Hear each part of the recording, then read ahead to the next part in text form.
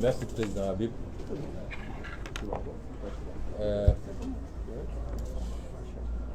J'avais insisté auprès du président Déthié Fall et du président Habib Sy,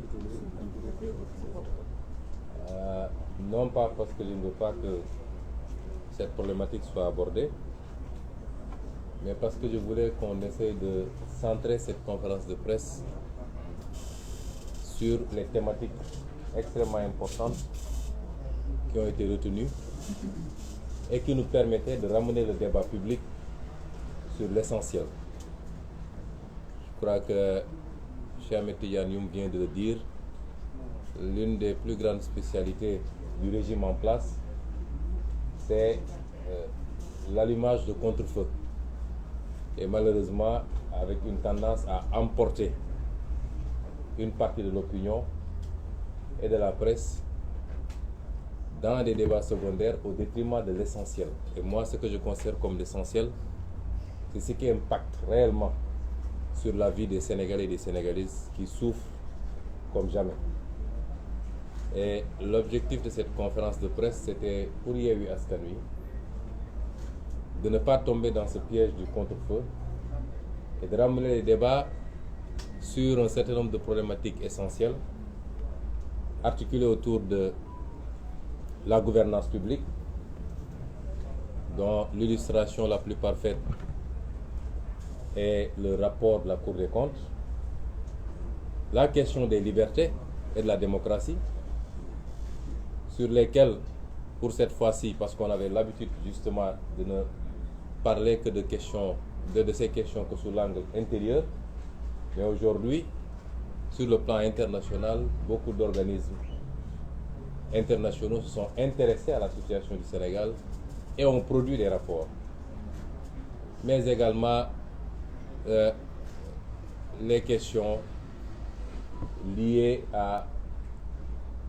au processus électoral lui-même, mais qu'on avait décidé de reporter à une autre date, en tout cas dans les jours à venir.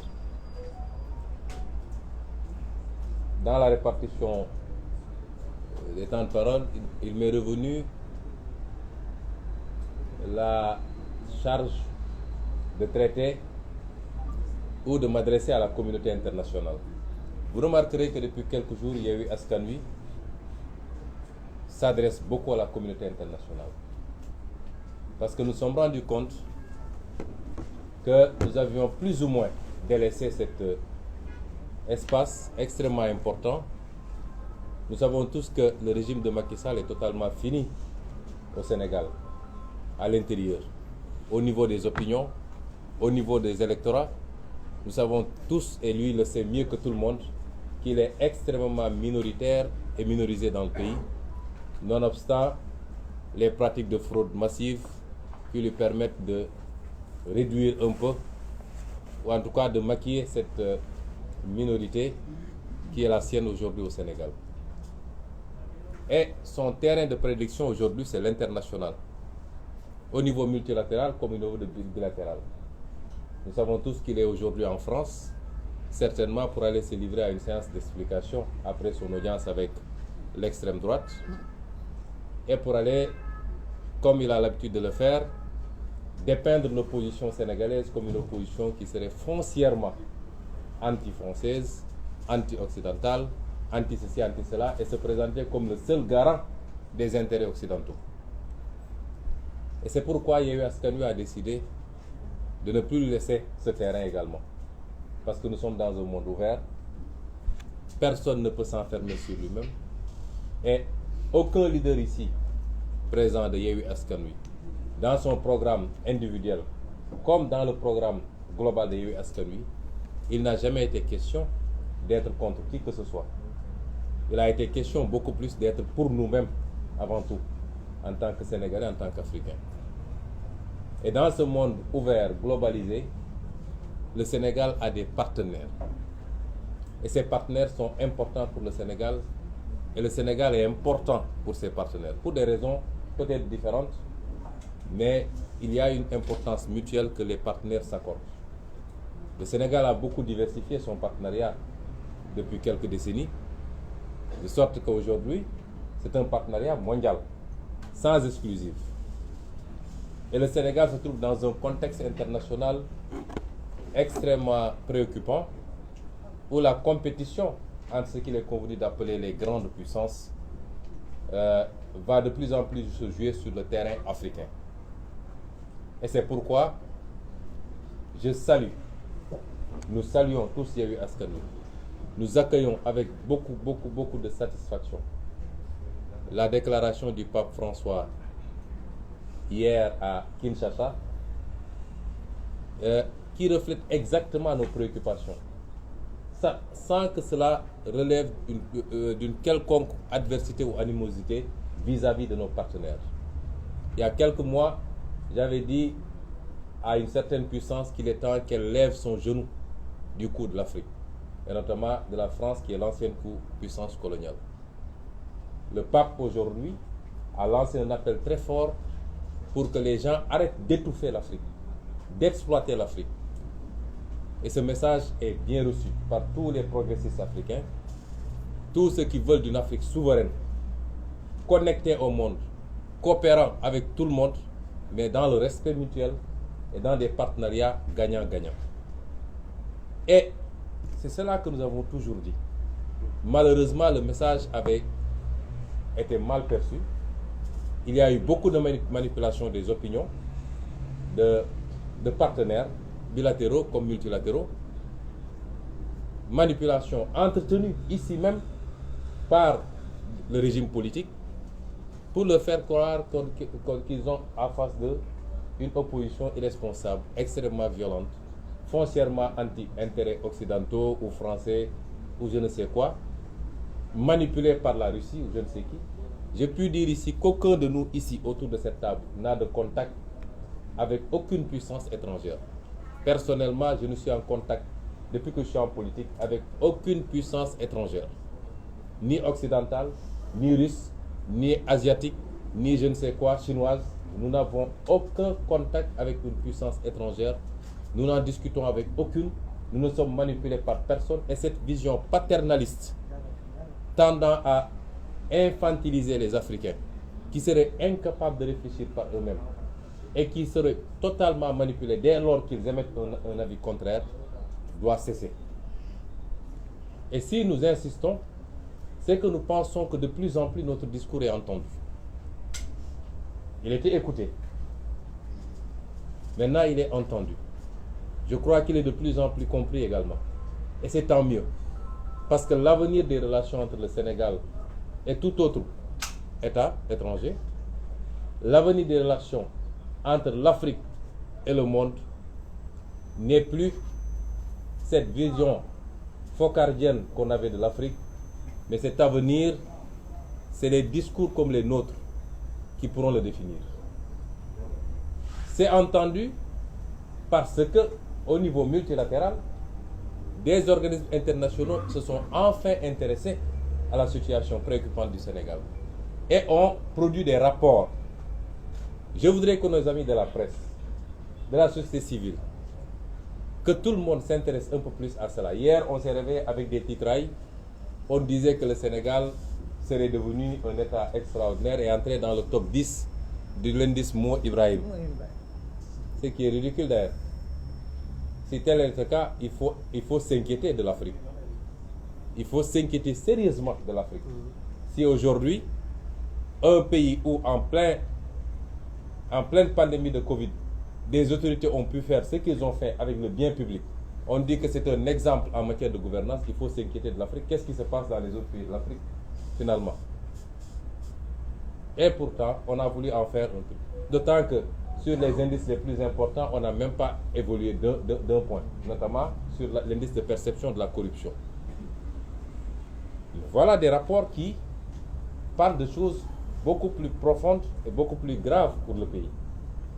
Et quand le rapporteur spécial sur les droits de réunion pacifique et la liberté d'association, parce qu'en réalité, ce que Déthié a lu, c'est le condensé de 3 organes.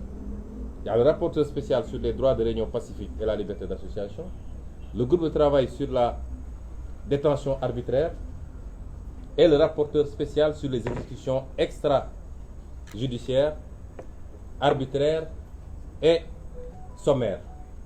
Quand ces trois-là s'intéressent au cas du Sénégal et adressent une note à l'État du Sénégal sur un seul événement, c'est-à-dire tout ce qui a suivi le blocage de notre liste de titulaires, de liste nationale de titulaires lors des élections législatives passées. Les tentatives de manifestation, les arrestations arbitraires, les exécutions qu'il y a eu à Ziguinchor, à Bignona, ils n'ont même pas été beaucoup plus loin. Parce qu'en termes d'exécution sommaire, de morts suspectes, de disparitions, il y en a eu. Le cas de Mankabou est là, non encore élucidé. Un gaillard qu'on prend très sain de chez lui et qu'on sort, dont on sort plus tard une dépouille mortelle. Il y a le cas des deux officiers de l'armée, dont l'un est encore introuvable. Au Sénégal du XXIe siècle, ce qu'on n'a jamais connu dans notre pays. Nous avons les exécutions qu'il y a eu lors des événements de mars 2021. Et à côté de ces rapports-là, il y a le rapport du département d'État pour 2021. Ces rapports auraient dû faire l'objet de gros titres dans ce pays-là. Des rapports qui disent que des 14 morts des événements de 2021, au moins les 10 ont été exécutés par les forces de l'État. C'est extrêmement grave. Et on doit en parler. Et c'est une bonne chose que ces institutions internationales enfin s'intéressent à ce qui se passe au Sénégal. Et n'écoutent pas seulement le discours ambiant du régime. Et si l'opposition sénégalaise a un problème au niveau international, c'est que nous avons l'impression que depuis que Macky Sall est président, je ne sais pas, c'est parce que peut-être il y a eu du pétrole et du gaz et qu'il l'utilise comme moyen de chantage sur un certain nombre de puissances. Mais les gens ont peur maintenant de s'adresser ou de parler avec l'opposition sénégalaise. Il n'y a pas, à peu près une vingtaine de jours, un peu plus, Yewwi Askan Wi a adressé des correspondances à l'Union européenne et à l'ambassade des États-Unis pour dire que nous souhaiterons nous entretenir avec eux officiellement sur la situation du pays. Jusqu'à présent, on n'a pas encore de retour. Qu'est-ce qui a changé? Auparavant, les puissances étrangères établies au Sénégal rencontraient et discutaient librement avec toutes les parties prenantes. Mais on a l'impression que depuis quelque temps, j'ai l'impression que c'est peut-être parce qu'il y a un chantage sur le gaz particulièrement, sur le pétrole et je ne sais quoi. C'est comme si les gens avaient peur de rencontrer et de discuter l'opposition sénégalaise. Et c'est pourquoi nous considérons que ces rapports vont dans le bon sens, de même que le rapport de l'Union européenne sur le processus électoral, qui est un rapport à charge contre l'État sénégalais et ses pratiques frauduleuses. Les pratiques pour empêcher des candidats de pouvoir candidater, le parrainage, les pratiques liées à la rétention sur le fichier électoral, les pratiques liées à la rétention des cartes d'électeurs pour les primo-votants notamment, et beaucoup d'autres pratiques. Et c'est sur toutes ces questions-là que nous avions souhaité, nous, pouvoir rencontrer les différents organismes, aussi bien dans le cadre bilatéral que multilatéral, et échanger. Non pas parce que nous voulons leur implication directe, mais parce que c'est des partenaires qui participent par le financement et par beaucoup d'autres moyens à ce qui se passe au Sénégal. Et sur le plan bilatéral également, nous pensons que les choses vont dans le bon sens. Nous avons tous reçu des vidéos sur les débats qu'il y a eu la semaine dernière à l'Assemblée nationale française en commission relativement à ce projet de loi sur l'entraide judiciaire et sur l'extradition. Voilà le genre de débat que l'Afrique d'aujourd'hui veut entendre. Voilà le genre de débat et le genre de préoccupation qui rassure les Africains. Parce qu'on a tendance à dire que nous devons rassurer les autres, mais c'est les autres qui doivent nous rassurer. Parce que dans les relations que nous avons entretenues avec le reste du monde jusqu'à présent, l'Afrique a été la grande perdante. C'est ça la vérité. Et l'Afrique a plus besoin d'être rassurée. Que les partenaires ont compris son discours, cette nouvelle génération politique, qui n'est pas une génération d'âge, mais une génération d'opinion, qui transcende toutes les générations d'âge, qui est très présente dans la diaspora, pour ne pas dire totalement majoritaire dans la diaspora, qui est très présente et majoritaire dans les élites africaines, dans cette formidable jeunesse africaine, étudiante, universitaire, comme ouvrière, comme dans tous les segments, mais qui est présente de plus en plus dans toutes les masses africaines et qui comprend ce qui se passe, qui est connecté au monde, qui suit. Il est temps que le reste du monde comprenne qu'il a désormais affaire à des peuples majeurs qui ont fait leur mue et qui comprennent où se trouve leur intérêt. Et ce n'est pas en mettant des présidents de la République, en leur donnant des blancs-seings et en fermant les yeux sur leur exaction contre leur population, dès lors que ces présidents de la République satisfassent aux intérêts de ces puissances étrangères, qu'on pourra continuer à perpétuer une relation saine. Et le débat qu'il y a eu à l'Assemblée nationale française, d'abord par rapport au projet de loi lui-même, les préoccupations des parlementaires français, que ça ne soit pas un instrument politique pour persécuter de l'opposant, pour persécuter toute opinion divergente de la société civile, des journalistes, des artistes et de toutes les composantes, que ce soit sous le contrôle du juge et non pas simplement des autorités politiques, mais également la préoccupation de ces députés sur la situation de l'état de droit au Sénégal, la persécution des opposants, les emprisonnements arbitraires, la velléité d'un troisième mandat. Que ces débats-là puissent se tenir à ce niveau rassure les Africains, rassure les Sénégalais et nous prouve que nos partenaires sont en train de comprendre le discours que nous leur tenons. Il n'a jamais été question d'être contre X ou Y, mais il faut qu'ils comprennent qu'à chaque fois qu'ils fermeront les yeux sur les exactions, sur les manipulations constitutionnelles pour que des présidents de la République se perpétuent, à chaque fois qu'ils fermeront les yeux sur ces pratiques, ils alimenteront un sentiment anti-français ou un sentiment anti-occidental. Ce n'est pas par rapport aux Français, mais c'est par rapport à la politique de l'État français. Les Sénégalais n'ont pas de problème avec les Français. Les Sénégalais n'ont pas de problème avec les Américains ou les Allemands. Ils ont un problème avec des pratiques d'État, des politiques d'État. Sur le plan, on ne peut pas dire que nos partenaires sont responsables de tout ce qui se passe ici. Loin s'en faut. Ils ne sont pas responsables des détournements de deniers publics. Ils ne sont pas responsables de la malgouvernance. Ils ne sont pas responsables des mauvaises options en matière d'investissement. Ah non, ça c'est notre responsabilité. Mais sur le plan économique, ce que nous demandons, c'est que les relations soient gagnant-gagnant. Aujourd'hui, c'est gagnant-perdant. Et ce qui se passe avec le terre en est une illustration.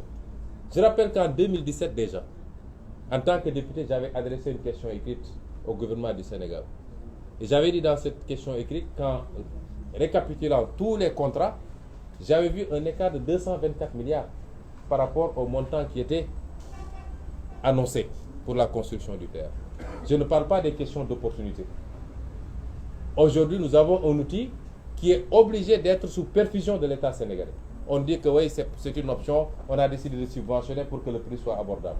Et pourtant, on lâche la subvention sur les produits pétroliers, qui est beaucoup plus vital pour les populations. Mais là-bas, on subventionne parce que ça doit bénéficier à des entreprises françaises.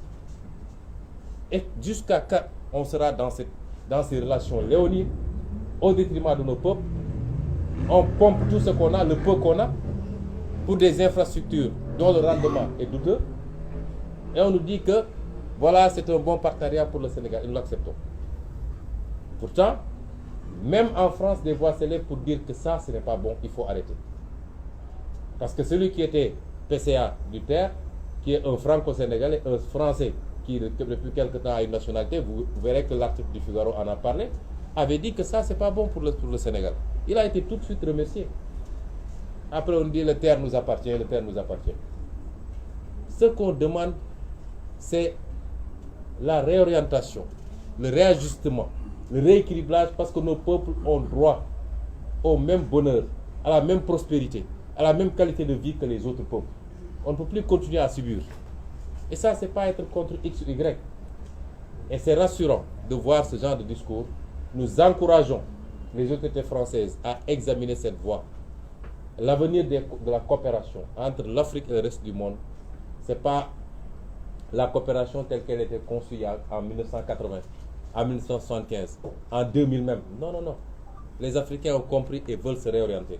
Et je rappelle que déjà, en 2018, quand je présentais mon ouvrage Solutions pour un Sénégal nouveau, après le chapitre sur le franc CFA, j'assume toujours mes positions sur le franc CFA, que nous avons besoin d'une monnaie souveraine, conçue par et pour les Africains, adaptée à nos préoccupations, à nos besoins, ajustable par rapport au contexte international, et non pas de cette monnaie telle qu'elle existe actuellement.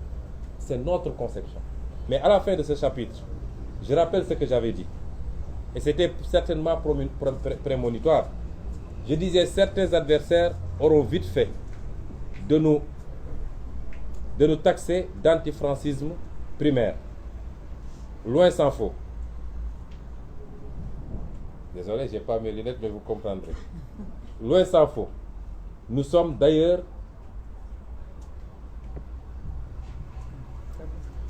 ne serait-ce que pour le principe d'une exception culturelle face aux velléités unilatéralistes d'un seul pôle, pour le renforcement, le raffermissement et l'affirmation d'un bloc francophone fort et homogène dans sa diversité, mais fondé sur des rapports plutôt gagnant-gagnant que de domination dont nos pays n'ont que trop souffert. Nous souhaitons que la France entende et comprenne notre message, celui d'une nouvelle Afrique, portée par une nouvelle génération politique, citoyenne, artistique, intellectuelle, qui n'aspire qu'à plus d'égalité et d'équité dans nos rapports avec elle, pour le progrès et le développement auquel aspirent légitimement nos peuples. Si elle l'entend et le comprend, cela sera salutaire pour nos relations séculaires. Sinon, elle s'achemine vers une rupture brutale et inéluctable avec ses anciennes colonies qui s'orienteront définitivement et durablement vers d'autres partenaires privilégiés. Ça, c'était en 2018. Si la France avait entendu ce discours, ce qui s'est passé au Mali ne se serait pas passé. Ce qui s'est passé au Burkina ne serait pas passé. Et ce qui risque de se passer dans beaucoup d'autres pays ne se serait pas passé. Et c'est ça le message de Yewwi Askan Wi, que nous adressons au-delà de la France à tous nos partenaires. Nous voulons d'un partenariat solide, mais bénéfique à toutes les parties, mais pas d'un partenariat de domination. Et je conclus par cela, ce que nous avons vu depuis quelque temps nous rassure que les partenaires l'ont compris. Et nous disons à ces partenaires-là de tenir un langage de vérité à Macky Sall et à son régime.